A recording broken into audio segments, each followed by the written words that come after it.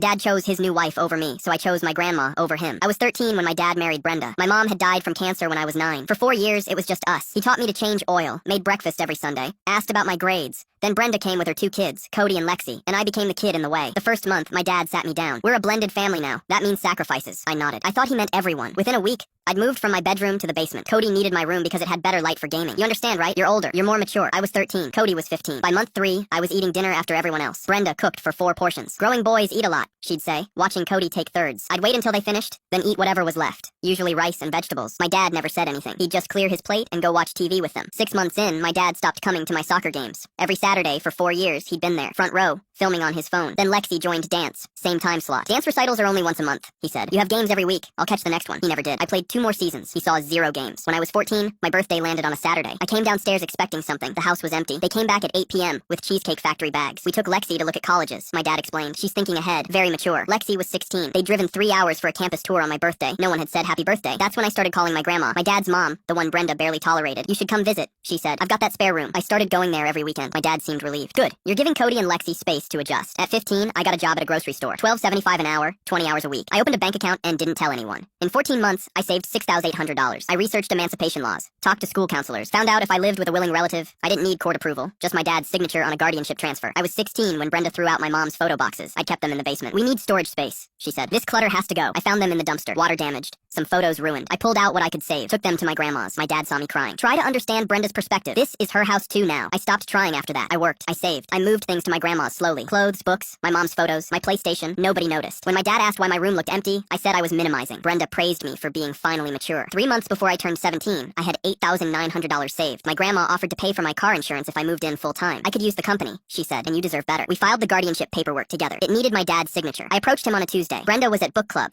Cody and Lexi were at friends' houses. I need you to sign something, I said. I explained the guardianship transfer. He looked confused. Why would you want to live with Gran? Because she remembers I exist. He got defensive. That's not fair. I've been trying to build a family here. You built a family. I'm just not in it. You're being dramatic. I pulled out my phone. Showed him my calendar. 847 days since he'd come to a soccer game. 6 birthdays worth of photos on Brenda's Facebook. None of me. Bank statements showing I'd bought my own school clothes for 2 years. Sign the paper. He signed it. Didn't even read it. Just signed and walked away. I think he was relieved. I moved out that weekend. Took 3 trips in my grandma's car. My dad was home for the last one. Watched me carry boxes out. You'll be back when you realize how hard real life is, he said. I didn't answer. My grandma was waiting in the driveway. We left. That was 11 months ago. My dad texts every few weeks. How are you? We should talk. I miss you. I don't respond. Last month, he showed up at my grandma's. She answered the door. She doesn't want to see you, Roger. She's my daughter. Then you should have acted like her father. He left crying. My grandma made hot chocolate and we watched game shows. She asks about my day every single day. She came to every single one of my volleyball games this season. She keeps my mom's photos on the mantle. My dad hasn't texted in 3 weeks.